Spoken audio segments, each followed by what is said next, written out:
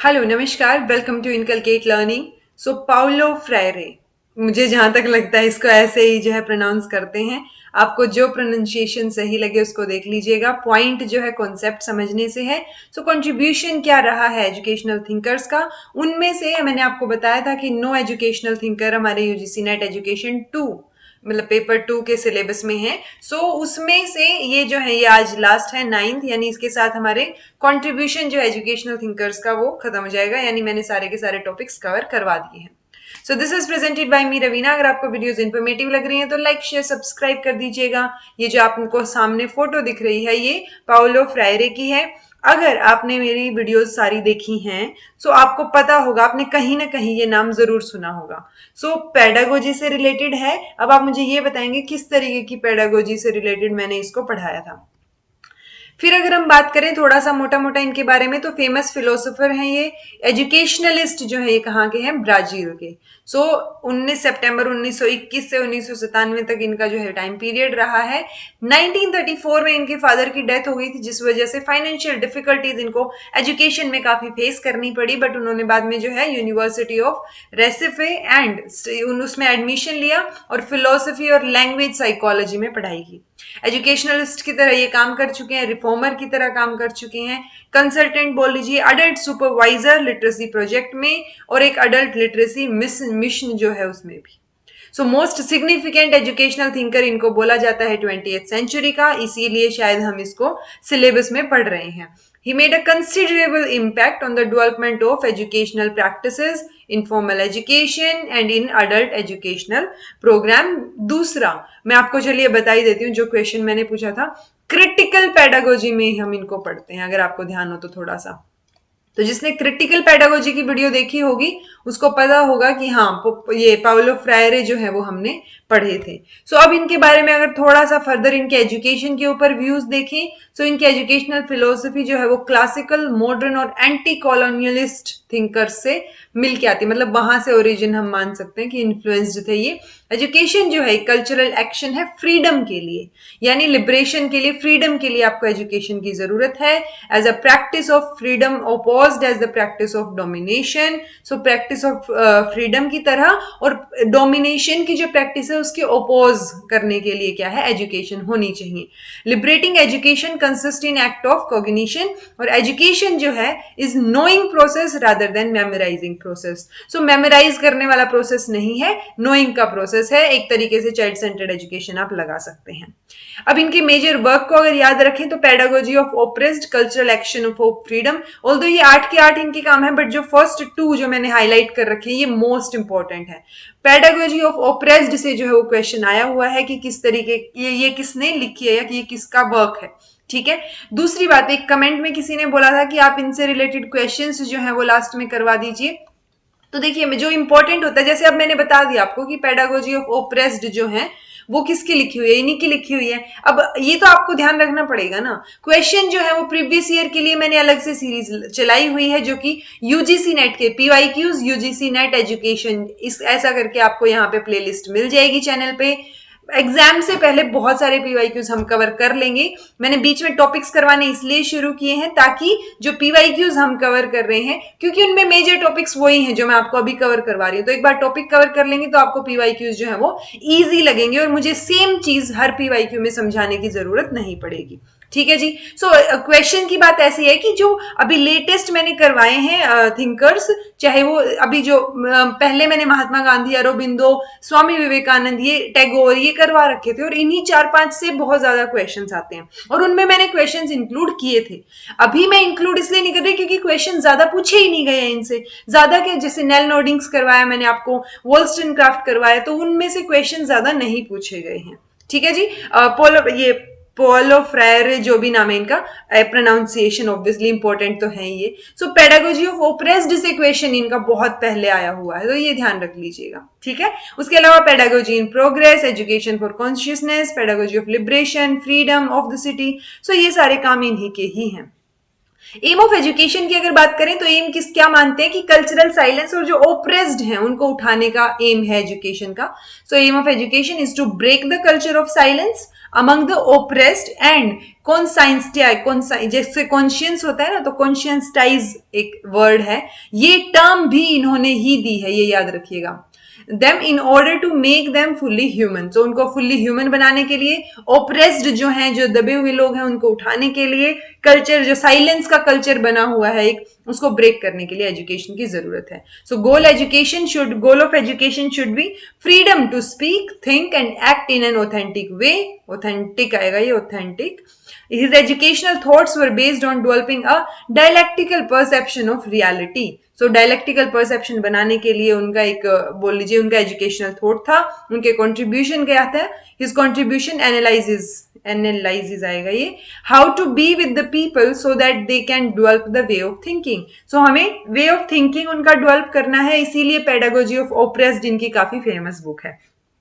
अब जो pedagogy of oppressed है उसमें आपको एक चीज मिलेगी, यहां पे मैंने क्या बताया आपको, एक सेकेंड. हाँ, सो ये हमने कर लिया. अगर हम इनकी एजुकेशनल फिलोसफी की बात करें तो ये क्या बात करते हैं कि education should not only deposit information for future use only. So future use के लिए जो है एजुकेशन नहीं होनी चाहिए. एजुकेशन थिंकिंग प्रोसेस को डेवलप करे, आपको लिबरेट करे, आपके जो ऑपरेशन है उससे लिबरेट करे, वो एजुकेशन होनी चाहिए.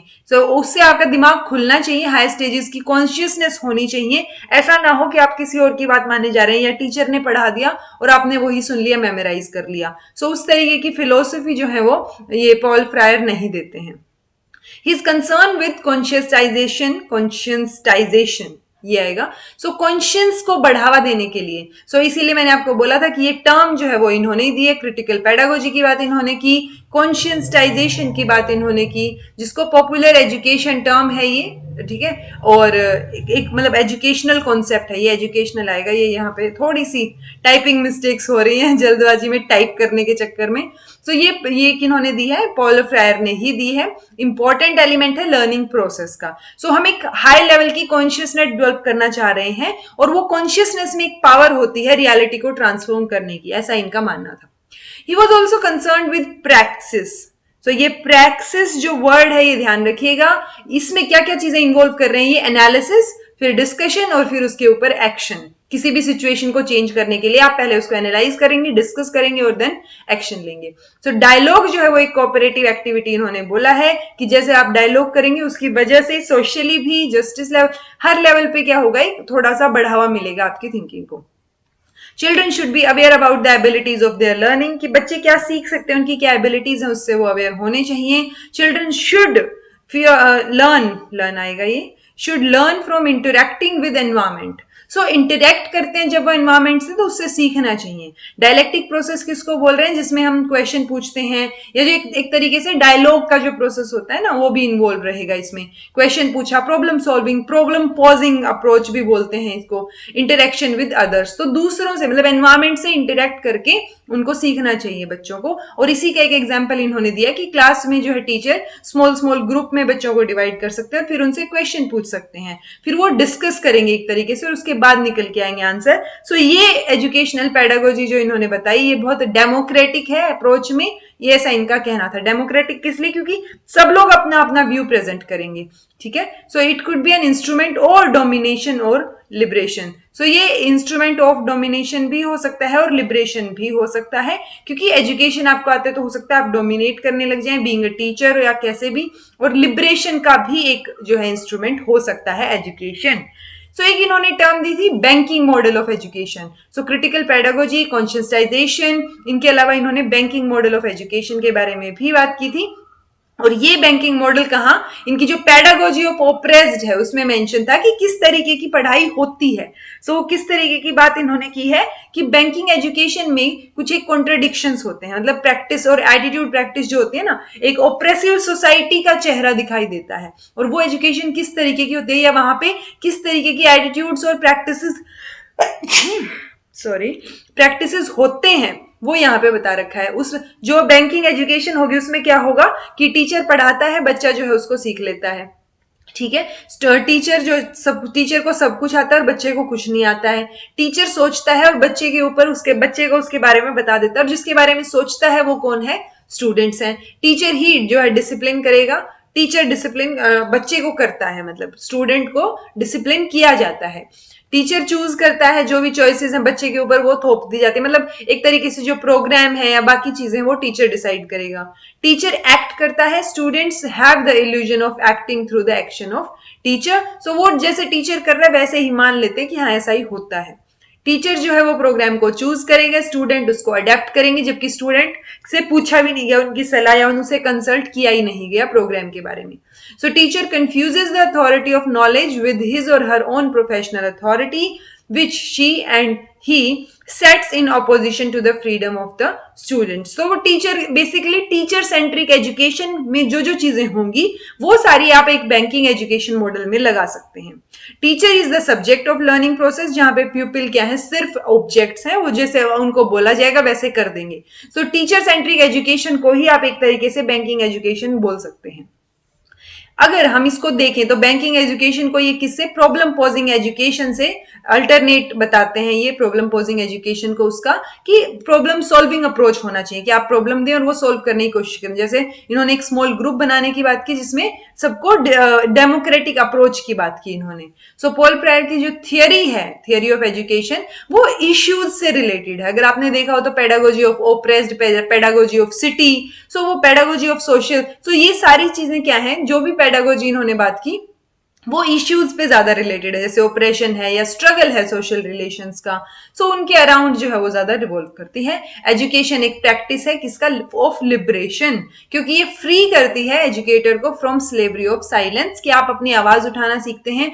आप की थिंकिंग क्या है आपकी, वो एक पहले तो डेवलप होती है और फिर आप उसके बारे में अपने व्यूज प्रेजेंट करना भी सीखते हैं। सो ये जो मेजर चीज है ये है एजुकेशन के बारे में, और ये था पॉल फ्रायर के बारे में, पाउलो फ्रायर।